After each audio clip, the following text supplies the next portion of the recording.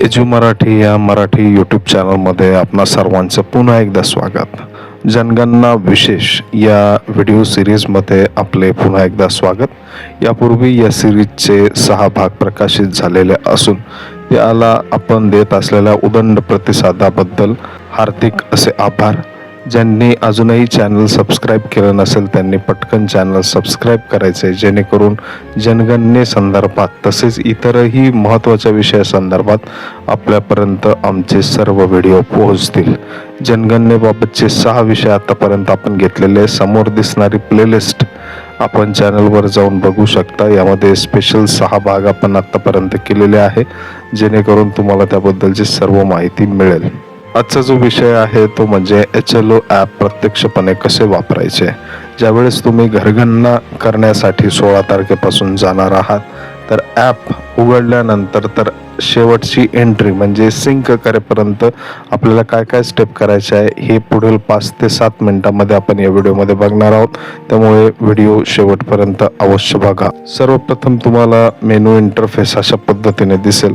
अत्यंत सोप्या पद्धतीचा मेनू इंटरफेस आपल्याला याच्यामध्ये दिसणार आहे. तुम्ही जर नीट बघितलं तर अशा पद्धतीचा या ठिकाणी गट क्रमांक, तुमचा जो काही गट आहे तो या ठिकाणी दिसेल. घर यादी या ठिकाणी दिसेल. पुढे जायचं आपल्याला. ओळ क्रमांक ही स्क्रीनच्या वरच्या बाजूला आपल्याला अशा पद्धतीने दिसेल. ओळ क्रमांक ही ॲटो आहे. ॲटो म्हणजे ॲटोमोटिव्ह मोडला आहे. तुम्ही पुढच्या याला केलं की नेक्स्ट ती तशाच्या तशा पद्धतीने येईल. इमारत क्रमांक प्रविष्ट करा किंवा निवड करा, दोन्ही ऑप्शन आहे. तुम्ही हाताने टाकू शकता किंवा त्या ठिकाणी येईल. एकाच इमारतीमध्ये तुम्हाला जर 2-2 घरं दाखवायचे असेल तर पुन्हा तोच इमारत क्रमांक येणं गरजेचं आहे. तर पुढची एंट्री कराल त्यावेळेस तुम्ही जर येथं पुनरावृत्ती करा याच्यावर जर क्लिक केलं तर तुम्हाला त्या ठिकाणी तोच जो इमारत क्रमांक आहे तो त्या ठिकाणी येताना दिसेल. अशा पद्धतीचं स्क्रीन तुम्हाला त्या ठिकाणी दिसेल. बाजूला आपण ते लिहिलेलं सुद्धा आहे, तुम्हाला त्याच्यावर मदत होणार आहे. गणना घर क्रमांक जो काय तुमचा CH असेल तो त्या ठिकाणी मेन्शन करायचा आहे. त्याच इमारतीमध्ये अजून एक घर असेल तर पुढे गेल्यानंतर ज्यावेळेस ओळ क्रमांक पुढची येईल आणि इमारत क्रमांक जो आहे तर तो पुनरावृत्तीवर आपल्याला क्लिक करायचं आहे. पुढे बघायचं इमारत क्रमांक आत्ताच मी सांगितलं तर 20 वर्णापर्यंतच्या अल्फान्यूमेरिक नोंदी. त्याच्याशी आपल्याला नवीन इमारतीची नोंद करण्यासाठी इमारत क्रमांक आपल्याला प्रविष्ट करायचा आहे. त्याचप्रमाणे तोच इमारत क्रमांक वापरायचा असेल तर रिपीट किंवा पुनरावृत्ती, तुम्ही जर मराठी सिलेक्ट केलं असेल तर पुनरावृत्ती तुम्हाला त्या ठिकाणी दिसेल. पुढे गेल्यानंतर गणना घर 4 अंकी संख्यात्मक क्षेत्र आहे, त्यामुळे तुम्हाला बाय डिफॉल्ट त्या ठिकाणी घरांची संख्या तर आपली सिरियल सुरू असणार आहे. जितके पण घरं असतील तितके. तर 0001 बाय डिफॉल्ट सेट केलेलं आहे. तुम्ही नेक्स्ट म्हटलात किंवा तुम्ही न्यू म्हटलात तर तुम्हाला ती पुन्हा दिसेल. तुम्हाला जर त्याच घरामध्ये दुसरे कुटुंब दाखवायचं असेल तर त्या पद्धतीने तुम्ही रिपीट म्हणू शकता आणि तुम्हाला गणना घरातील तोच क्रमांक जर हवा असेल तर रिपीट किंवा पुनरावृत्ती करा याच्यावर आपल्याला क्लिक करायचे. जसं आता आपण इमारतीच्या बाबतीत बघितलं त्याचप्रमाणे घर गणनेच्या बाबतीत सुद्धा या ठिकाणी तुम्ही बघू शकता. अशा पद्धतीने आपल्याला क्लिक करायचं आहे. पुढचं आहे स्वगणना संदर्भातील ID. हे अत्यंत महत्त्वाची स्टेप आहे. बऱ्याचदा आपणही खूप जणांना या संबंधित प्रोत्साहित केलेले आहे की त्यांनी स्वगणना करायची, आणि जर त्यांनी केलेली असेल तर आपलं बरंचसं काम हलकं होतं. फक्त आपल्याला त्या ठिकाणी एक बघायचं स्वगणना कशी करायची याच्या संबंधीचा सुद्धा आपला एक डिटेल व्हिडिओ आलेला आहे. तो सुद्धा तुम्ही इतरांना पाठवू शकता. तुम्हाला स्क्रीनवर त्या व्हिडिओचं थंबनेल दिसत आहे. तर स्वगणना जर केलेली असेल तर त्यांच्याकडून तो क्रमांक घ्यायचा आहे आणि तो क्रमांक आपल्याला या ठिकाणी टाकायचा आहे. नसेल केला तर पुढं सारखायचं आहे. SE सेल्फ एन्युमरेशन असं त्याला म्हणतात. तो जर असेल तर तो त्या ठिकाणी टाकून पुढं जायचं आहे. म्हणजे जी काही माहिती त्यांनी भरली ती आपल्याला थेटपणे या ठिकाणी दिसून येईल. जर नसेल केलेलं तर मात्र आपल्याला पुढं जायचं आहे आणि आपल्याला सर्व माहिती भरायची. तर स्वगणने संदर्भातील आय थिंक सगळ्यांना या गोष्टी समजल्या असतील. पुढं जायचं आहे. स्वगणना संदर्भातील ID जर आपल्याला दिला आणि त्यांच्या कुटुंबाशी ती माहिती आपल्याला जर मिळती जुळती असेल तर त्यांच्याशी एकदा कन्फर्म करून घ्यायचं आपल्याला तुमचाच हा आहे का. आणि ती जर दिसली तर आपल्याला ती माहिती जशीच्या तशी त्या ठिकाणी दिसायला लागेल. त्यांनी जी भरलेली माहिती ती निळ्या अक्षरात आपल्याला दिसती ती एकदा आपण क्रॉस व्हेरीफाय केली किंवा खाली बघा एडिटचं सुद्धा बटन आहे. जर तुम्हाला वाटलं की त्यातले काही प्रश्न चुकीचे आहेत किंवा त्यांना सुद्धा असंही असू शकतं की भरल्यानंतर वाटू शकतं की नाही मला या ठिकाणी हे टाकायचं होतं, तर अशा वेळी एडिट या टॅबवर क्लिक करून आपण त्या ठिकाणी योग्य तो बदल करून घ्यायचा आहे. पुढं जमिनीसाठी मुख्यतः वापरलेले साहित्य. आता इथून पुढे आपले प्रश्न सुरू होतील. तर त्या ठिकाणी बघा सहज अत्यंत सोप्या पद्धतीने जसं आपण टिक करतो त्या पद्धतीने टिक करायचं आणि पुढं सरकायचं आहे. जो काही त्यांचा असेल त्या पद्धतीने पुढं बघा अशा पद्धतीने ॲपमध्ये आपल्याला दिसणार आहे. भिंतीसाठी मुख्य वापरलेले साहित्य सर्व एकाखाली एक असणारे अत्यंत सोप्या पद्धतीने आपल्याला ही नोंदणी करायची. पुढे जा म्हटलं की पुढचा प्रश्न येईल छपरासाठी वापरलेले साहित्य. बघू शकता तुम्ही छपरासाठी कोणते साहित्य वापरले. अत्यंत सोप्या पद्धतीने तुम्ही जर इंग्लिश भाषा सिलेक्ट केली असेल तर इथं सगळं इंग्लिश दिसेल, मराठी भाषा सिलेक्ट केली असेल तर मराठी दिसेल. शक्यतो सर्वांनी मराठी भाषा ही असावी जेणेकरून आपल्याला काम करण्यास सोपं जाईल. गणनाघराचा वापर कशासाठी वापर येथे लिहायचे. निवासासह इतर. हा प्रश्न अत्यंत महत्त्वाचा आहे. कशासाठी? जर तुम्ही पहिले 2 पर्याय निवडले बघा कोणते निवास आणि निवासासह इतर वापर, तर तुम्हाला पुढचे प्रश्न भरायचे आहेत. अन्यथा तुम्ही जर खालचा कोणताही ऑप्शन निवडला दुकान, शाळा, महाविद्यालय, हॉटेल, लॉज, गेस्ट हाऊस किंवा खालील सर्वच, तर यातील कोणताही पुढील प्रश्न आपल्याला भरायची आवश्यकता नाही. त्याच्यामुळे आपल्याला लक्ष ठेवायचं आहे जर हे 2 गोष्टी असतील तरच आपल्याला पुढचे प्रश्न भरायचे. त्यामुळं हा प्रश्न अत्यंत काळजीपूर्वक आपल्याला भरायचा आहे. पुढं गणनाघराची स्थिती वापरण्यासाठी योग्य आहे नाही, मोडकळीस आलेले आहे, हे आपल्याला त्या घराची स्थिती पाहून आपल्याला ते भरायचं आहे. पुढचा प्रश्न आपण बघूया. अत्यंत फास्ट आणि अत्यंत सोप्या पद्धतीने आपण समजून या ठिकाणी सांगतोय. त्यामुळे चॅनल अत्यंत महत्त्वाचं आहे. पुढील वर्षभर आपल्याला जनगणनेसंदर्भातील सर्व माहिती या चॅनलवर मिळेल. त्यामुळे लगेच सबस्क्राईब करा, कारण सबस्क्राईब केल्याने होणार काय, तुम्हाला थेट आमचं नोटिफिकेशन येईल कोणतीही अडचण आली, कोणतीही अपडेट आली तर. पुढचा आहे कुटुंबाशी संबंधित माहिती. तुम्ही बघू शकता कुटुंब क्रमांक. आता ह्या घरामध्ये कुटुंब क्रमांक 2 आहे, 3 आहे, जे काय असेल ते तुम्हाला त्या ठिकाणी टाकायचं. या कुटुंबात सामान्यतः निवास करणाऱ्या व्यक्तींची एकूण संख्या आपल्याला टाकायची. त्याचप्रमाणे कुटुंब प्रमुखाचे नाव ते आपल्याला त्यांना विचारून त्या पद्धतीने टाकायचे. बाजूला मी जे बोलते त्या संबंधीचे पॉईंट सुद्धा आहे. काही एखादा भाग नाही समजला पॉज करून तुम्ही ते वाचून घेऊ शकता. पुढे कुटुंबाची एकूण जे काही व्यक्ती आहेत त्यांची संख्या आपल्याला या ठिकाणी मेन्शन करायची. ते झाल्यानंतर कुटुंब प्रमुखासंबंधीची माहिती. बघा ज्यावेळेस आपण पुढच्या वर्षी फेब्रुवारी महिन्यात जाणार आहोत त्यावेळेस आपल्याला सर्वांची माहिती घेणे बंधनकारक आहे. मात्र आता सध्या फक्त आपल्याला कुटुंब प्रमुखाची माहिती भरून सबमिट करायची. त्यामध्ये त्याचं लिंग असेल पुरुष, स्त्री, ट्रान्सजेंडर. त्याचप्रमाणे कुटुंब प्रमुख हा अनुसूचित जाती किंवा जमातीचा आहे की इतर प्रवर्गातील आहे याची नोंद आपल्याला त्या ठिकाणी करायची. अनुसूचित जाती म्हणजे SC, अनुसूचित जमाती म्हणजे ST, या 2 जणांचीच आपल्याला नोंद या ठिकाणी करायची. इतर सर्व म्हणजे मग त्यात OBC असतील किंवा जनरल कॅटेगरी असतील हे सर्वच्या सर्व 3ऱ्या टॅबमध्ये जातात. पुढं मालकी हक्काबाबतची स्थिती. स्वतःचं घर आहे, भाड्याचं आहे, इतरत्र. अत्यंत सोप्या प्रकारचे प्रश्न आहेत. फक्त तुम्हाला टिक करून पुढे सरकायचे. निवासयोग्य खोल्या. आता निवासयोग्य खोल्यामध्ये बघा या ठिकाणी एक छोटीशी आपल्याला लाईन या ठिकाणी दिसते. यामध्ये स्वयंपाकघर, स्नानगृह, शौचालय, साठवण्याची खोली, येण्या जाण्याचा मार्ग, व्हरांडा यांचा समावेश करू नये. म्हणजे आता तुम्हाला एक उदाहरण देतो. एक घर आहे, त्या ठिकाणी एक स्वयंपाकघर आहे, एक शौचालय आहे, एक बैठक खोली आहे आणि 2 बेडरूम आहेत. तर अशा केसमध्ये तुम्हाला राहण्यायोग्य खोल्या ह्या 3च करायच्या आहे. बैठक आणि 2 बेडरूम, शौचालय आणि स्वयंपाकघर याच्यामध्ये मोजायचं नाही. अत्यंत सोप्या पद्धतीने आपण या ठिकाणी समजून घेतोय. पुढं कुटुंबात राहत असलेल्या विवाहित जोडप्यांची संख्या. अत्यंत सोपा प्रश्न. पुढं घर मालकीच्या हक्काची स्थिती आपण या ठिकाणी आत्ताच नोंदवलेली आहे. पुढचा प्रश्न आहे घराच्या मालकी हक्काची स्थिती. पिण्याच्या पाण्याचे मुख्य स्रोत. आता पिण्याच्या पाण्याचे मुख्य स्रोत बघा की पाणी कुठून येतं घरामध्ये. प्रवेश ठिकाणी नळाद्वारे येतं, विहीर, हातपंप, ट्यूबवेल जे काय असेल ते त्या ठिकाणी मेन्शन करून पुढे सरकायचं आहे आपल्याला. पुढचा आहे बघा जर काही अडचण आली तर या ठिकाणी आपण बघू शकतात पिण्याच्या पाण्याची उपलब्धता असलेले स्रोत परिसरात आहे, परिसराजवळचे आहे किंवा दूर आहे. म्हणजे जसं की परिसरामध्ये आपण बघू शकतो या ठिकाणी क्रायटेरिया दिलेला आहे आपल्याला.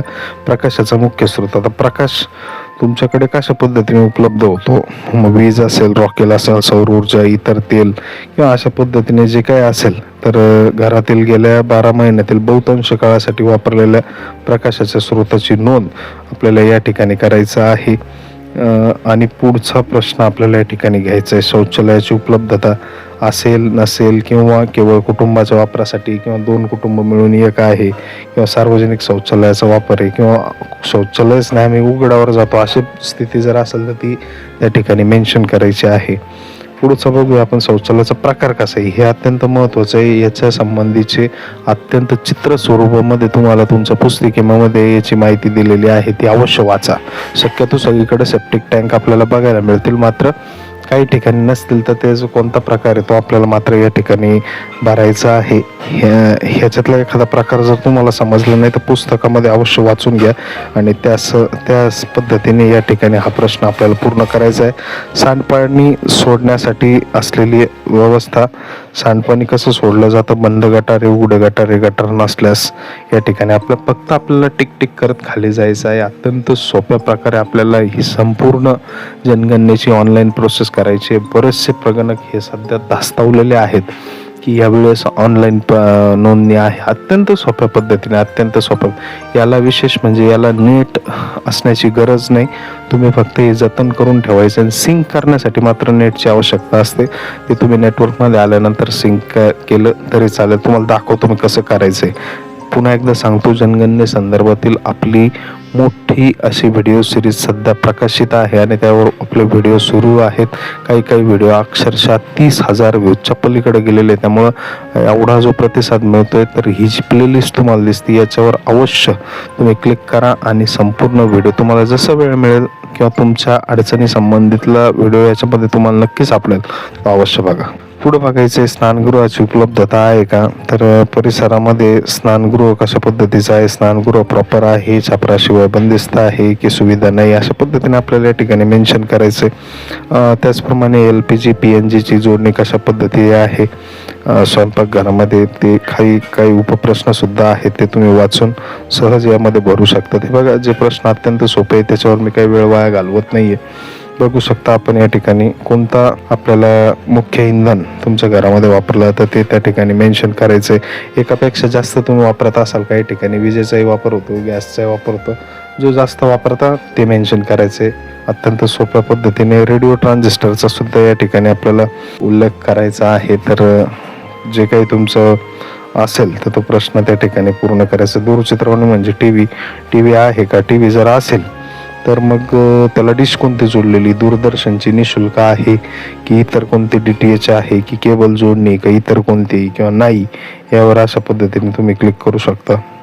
पुढचा प्रकार आहे इंटरनेट उपलब्धता. आजकाल सगळ्यांकडे मोबाईल आहेच उपलब्ध, परंतु काही गरीब कुटुंब असू शकतात ज्यांच्याकडे मोबाईल नसेल तर मग ते इंटरनेटमध्ये आपल्याला नसल्याचं दिसून येईल. लॅपटॉप असेल तर होय म्हणायचं आहे, नसेल तर नाही म्हणायचं. त्यांना विचारून हे प्रश्न आपल्याला भरायचे. पुढचा प्रश्न तो म्हणजे दूरध्वनी आणि मोबाईल फोन, स्मार्टफोन. त्याच पद्धतीने स्मार्टफोन असेल तर येस करायचं आहे, नसेल तर नाही करायचं. पुढचा प्रश्न अत्यंत सोपा, सायकल, स्कूटर, मोटरसायकल, मोपेड म्हणजे स्कूटी वगैरे या ज्या गाड्या असतात त्यांना मोपेड म्हणतात. तर याची आपल्याला नोंदणी या ठिकाणी करा. किती हे नाही लिहायचं आहे आपल्याला, फक्त आहे की नाही तेवढंच लिहायचं आहे. पुढचा प्रश्न बघू, कुटुंबात सेवन केले जाणारे मुख्य धान्य. आता पुन्हा या ठिकाणी असाच प्रश्न येतो की आम्ही तांदूळ पण खातो, गहू खातो, ज्वारी खातो, बाजरी खातो, सगळंच खातो आम्ही. जे जास्त खाता त्याच्यावर टिक करा, एकदम सोपं. जे जास्त खातात त्याच्यावर टिक करा. मोबाईल क्रमांक ही अत्यंत शेवटची स्टेप आपली आलेली आहे. आता मोबाईल क्रमांक आपल्याला त्या घरमालकाचा किंवा जो काही कुटुंब प्रमुख आहे त्याचा मोबाईल क्रमांक आपल्याला इथं घ्यायचा आहे. तो आपल्याला या ठिकाणी सबमिट करायचा आहे. त्याच्याशी बोलताना सांगून घ्यायचं की शेजाऱ्याचा वगैरे नंबर घ्यायचा नाही, तो मोबाईल क्रमांक ॲक्टिव्ह असला पाहिजे कमीत कमी आपल्या फेब्रुवारी महिन्यापर्यंत, तर आपल्याला त्या ठिकाणी घ्यायचं आहे. पुन्हा एकदा आपण सगळी माहिती त्यांच्याकडून क्रॉस चेक करून घेऊ शकता किंवा त्यांना वाटत असेल काही विचारायचं ते बघून घेऊ शकतो. हे केल्यानंतर अशा पद्धतीची स्क्रीन आपल्याला दिसेल, आपण भरलेली माहिती या ठिकाणी दिसेल. पुढे जा म्हटलं की पुढचे प्रश्न आपल्याला दिसतील आणि त्याचप्रमाणे माहिती अद्ययावत करणे. म्हणजे बघा, हा पर्याय एखाद्या विशिष्ट रेकॉर्डचे संपादन करण्यासाठी वापरला जातो जो अद्याप सर्व्हरशी सिंक केलेला नाही. बघा, तुम्ही त्यांची माहिती घेतली, ती सबमिट केली, मात्र ती आता आपल्याला काय करायची, अद्ययावत फॉरवर्ड करायची, पुढं करायची, त्याला म्हणतात सिंक करणे. तर मग सिंक करण्यासाठी आपल्याला काय करायचं आहे, या ठिकाणी बघू शकता तुम्ही, माहिती अद्ययावत करा ह्याच्यावर आपल्याला क्लिक करायचं आहे. आणि ती केल्यानंतर आधीच सिंक केलेली माहिती संपादित करणे. तुम्हाला ती जर माहिती बघायची असेल तर ती सुद्धा तुम्ही या ठिकाणी बघू शकता. आधीच सिंक केलेली माहिती कशी संपादित करायची या ठिकाणी दिलेलं आहे. On the information bye supervisor, by charge officer, by self. म्हणजेच थोडक्यात आपल्याला याच्यामध्ये बदल करण्यासाठी 2 ते 3 संधी आहेत. तुम्ही सिंक करण्यापूर्वी सुद्धा काय करू शकता, माहितीमध्ये बदल करू शकता, किंवा भरण्याच्या वेळी सुद्धा तुम्ही काय करू शकता, बदल करू शकता. सिंक नंतर संपादन पुढे चालू राहतं आणि त्यानंतर आपल्याला या ठिकाणी अशा पद्धतीने ही संपूर्ण प्रोसेस करायची. थोडक्यात पुन्हा एकदा बघूया. आपल्याला या ठिकाणी सारांश मध्ये गेलो की आपल्याला इथं सारांश आपल्याला आपला दिसणार आहे. जसं की बघा, एकूण गणना घरे 3 किती जणांची झाली, 3 कुटुंबांची झाली, 1 पूर्ण झालं, 2 सिंक केले, अशा पद्धतीने आहे. सिंक करणे म्हणजे आपला डाटा सुपरवायझरकडे गेला, याला म्हणायचं सिंक करणे. अत्यंत सोप्या पद्धतीने ही सर्व माहिती आपल्याला या ठिकाणी दिसणार आहे. तर सिंकचं ऑप्शन आपण क्लिक केलं की आपली माहिती पुढे जाते आणि इतक्या सोप्या पद्धतीने आपल्याला या ठिकाणी हे सर्व करणे अत्यंत सोपे जाते. आणि अशा पद्धतीने ही सर्व माहिती आपण या ठिकाणी बघतो आहोत. घर यादी पूर्ण म्हणून चिन्हांकित करणे कशा पद्धतीने केली जाते, ही सर्व माहिती आपल्याला या ठिकाणी ॲप कसं वापरायचं, डिव्हाइस बदलले. आता बऱ्याचदा हा एक महत्त्वाचा मुद्दा आहे बघा, प्रगणकांना अनावश्यकमध्ये डिव्हाइस बदलू देऊ नये यासाठी सावध केले पाहिजे, कारण यामुळे फील्डमध्ये समस्या निर्माण होऊ शकतात. शक्यतो प्रगणकांनी बऱ्याच ठिकाणी मागणी केलेली आहे की आम्हाला नवीन मोबाईल, नवीन डिव्हाइस मिळण्यात यावं, कारण की हा सर्व गोपनीय डाटा आहे आणि हा जर काही मिसप्लेस झाला किंवा काही प्रॉब्लेम आला, तुम्ही सुद्धा याची मागणी केली का नाही मला कमेंटमध्ये अवश्य सांगा. आणि त्यामुळे आता बघूया काय होतं त्या संबंधी. मात्र डिव्हाइस बदलू नका, याची काळजी आपण सगळ्यांनी घ्यायची आहे. डिव्हाइस बदलण्यासाठी बघा, डिव्हाइस चेंज डिटेक्टेड, हे असं जर आपण डिव्हाइस चेंज केला तर त्यांना त्याबद्दलची माहिती जाते आणि त्या पद्धतीचं सर्व गोष्टी करता येऊ शकतो. मात्र शक्यतो आपण टाळावं. आणि अशा पद्धतीने पर्यवेक्षकाची भूमिका आता कशी ती सुद्धा आपल्याला बघायचं आहे. बघा, पर्यवेक्षकासाठी अशा पद्धतीचं होमपेज आपल्याला या ठिकाणी दिसेल. प्रगणकाचे नाव निवडा, त्याला 6 प्रगणक दिसतील. हे दिसल्यानंतर नेव्हिगेशन ड्रॉवर सेवा, बघा त्यांना वेगळं असणार आहे, त्यांच्या याच्यामध्ये वेगळं आपल्याला अशा पद्धतीने दिसेल. प्रगणक निवडला, नोंदणी पृष्ठावर फॉरगॉट पासवर्ड करून युजर नेम प्रविष्ट करून ते आपण बघितलेलं आहोत कशा पद्धतीने करायचं. नाही समजलं तर या ठिकाणी आपण वाचून घेऊ शकतो. स्थानासंबंधीचा तपशील, पर्यवेक्षकाच्या होमपेजवर प्रगणकाची निवड केल्यावर त्याच्या घर यादी गटाचे तपशील प्रकाशित केले जातील. जी काही माहिती आपण प्रगणकाने पर्यवेक्षकाकडे सिंक केलेली ती सर्व माहिती या ठिकाणी दिसणं सुरू होऊ शकतं. बघू शकता तुम्ही या ठिकाणी वार्ड कोड कोणता आहे हे सर्व आपल्याला अभिलेखे तपासण्यासाठी क्लिक करा. आता आपण जे काही भरलेले ते कोण तपासणार आहे, तर पर्यवेक्षक तपासणार आहे. त्यांना या ठिकाणी त्यांनी क्लिक केलं, त्यांना सर्व माहिती या ठिकाणी प्रत्येक घराची त्यांनी इथं इमारत क्रमांक टाकला की त्यांना लगेच सर्व माहिती या ठिकाणी दिसणे सुरू होऊन जाईल. त्यांनी ती माहिती बघायची आहे. त्याचप्रमाणे काही टिप्पण्या असेल तर ती ते करू शकतात. अभिप्राय यावर क्लिक करायचं आहे. त्याचप्रमाणे SMS प्राप्त होईल. पर्यवेक्षकाने कोणताही अभिप्राय दिला तर ज्यामध्ये प्रगणकाला एक SMS प्राप्त होईल, ज्यामध्ये घर यादी, ओळख क्रमांक याबाबतचं माहिती त्यांना बघायला मिळेल. सर्वच करायची गरज नाही, काही तुम्ही या गोष्टी करू शकतात. डाटा सिंक करणे, त्यांनी मग हे सगळं एकदा व्हेरीफाय केलं की त्यांनी सुद्धा जसं प्रगणकाने डाटा सिंक करून पर्यवेक्षकाकडे गेला तसंच यांनी सुद्धा सिंक करून तो डाटा पुढे फॉरवर्ड करायचा आहे. डिव्हाइस बदलणे पुन्हा सेम प्रोसेस आहे. फील्डमध्ये समस्या निर्माण होऊ शकतात, त्यामुळे कोणत्या परिस्थितीमध्ये आपण डिव्हाइस बदलू नये. मात्र अत्यंत एक्स्ट्रीम सिच्युएशन आली, कोणाचा मोबाईल पडला, फुटला, डिस्प्ले गेला, अशा केसमध्ये तुम्हाला अपरिहार्य असते, परंतु कोणताही अनसिंक न झालेला डेटा गमावला जाईल. तो कोणत्याही परिस्थितीत पुन्हा सिंक करता येणार नाही. बघा, आता मी जर प्रगणक आहे, मी जर 50 घरांची यादी पर्यवेक्षकांना पाठवली, किंवा मी प्रगणक आहे, माझी यादी 50 जणांचा डाटा भरलेला आहे, मात्र तो सिंक केलेला नाही, त्या आधीच मी जर मोबाईल बदलला तर मी जर सिंक केलेली जेवढी माहिती आहे तेवढीच तिकडं दिसेल. अनसिंक केलेली माहिती मला पुन्हा भरावं लागेल. त्यामुळे डिव्हाइस चेंज करताना याची काळजी आपल्याला घ्यायची आहे. पुन्हा सर्व माहिती त्याच पद्धतीने आहे. डिव्हाइस कशा पद्धतीने बदलायचा याबद्दलची सर्व माहिती आता मी तुम्हाला जवळपास दिलेली आहे. जर तुम्हाला व्हिडिओ पटला असेल तर नक्कीच याला लाईक करा, शेअर करा. जास्तीत जास्त प्रगती करण्याच्यापासून मदतच होणार आहे असा आमचा प्रामाणिक उद्देश आहे. त्यामुळे हा व्हिडिओ तुम्ही जास्तीत जास्त लोकांपर्यंत शेअर करा, लाईक करा. काही अडचणी असतील, काही चांगलं वाटलं असेल कमेंट करा. धन्यवाद.